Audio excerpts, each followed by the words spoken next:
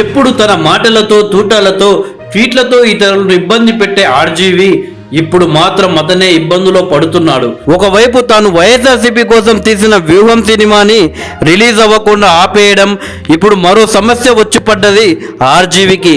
RGV అంటేనే సంచలనాలకు care of address.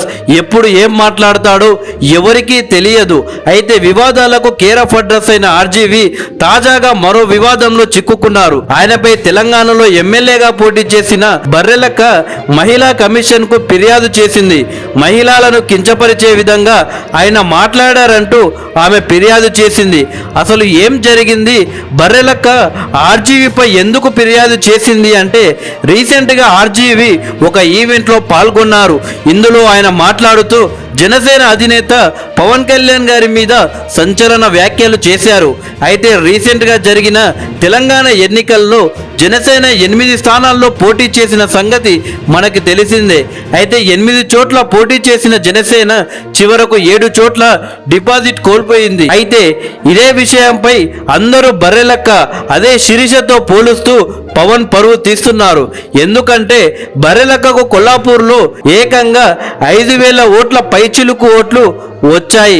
దాంతో అదే విషయాన్ని ఆర్జీవి ఓ ఈవెంట్లో ప్రసవిస్తూ పవన్ కళ్యాణ్ కు కనీసం బర్రెలక్కకు వచ్చినన్ని ఓట్లు కూడా రాలేదు, ఆమె ముందు పవన్ కళ్యాణ్ పరువు తీసుకున్నారు, ఊరు పేరు లేని బర్రెలక్క ఫేమస్ అయ్యింది, ఆమె మాటలు బర్రెలు వింటాయి, అందుకే ఆమె బర్రెలక్క అయ్యింది అంటూ ఆర్జీవి అన్నారు.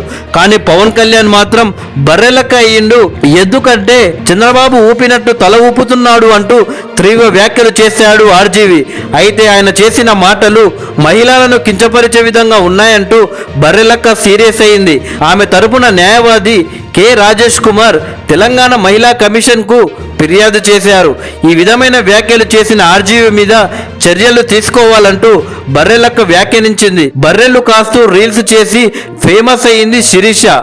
ఆమెను అందరూ బర్రెలక్క అని పిలవడంతో బాగానే క్రేజ్ వచ్చింది. ఆమె రీల్స్ తోనే చాలా ఫేమస్ అయ్యింది. ఇక మొన్న జరిగిన తెలంగాణ అసెంబ్లీ ఎన్నికల్లో కొల్లాపూర్ నియోజకవర్గంలో ఇండిపెండెంట్ అభ్యర్థిగా పోటీ చేసింది బర్రెలక్క. ఆమెకు సుమారు 5,000 ఓట్లు దక్కాయి. ఎన్నికల సమయంలో ఆమెకు తిరుగులేని ఫాలోయింగ్ వచ్చింది. ఆ దెబ్బకు ఆమె ఎక్కడికో వెళ్ళిపోయింది. చాలా మంది ఎన్ఆర్ఐలు సైతం ఆమెకు డబ్బులు పంపారు. దాంతో ఆమె తిరిగి చూసుకోలేనంత క్రేజ్ను ఫేమ్ను సంపాదించుకుంది.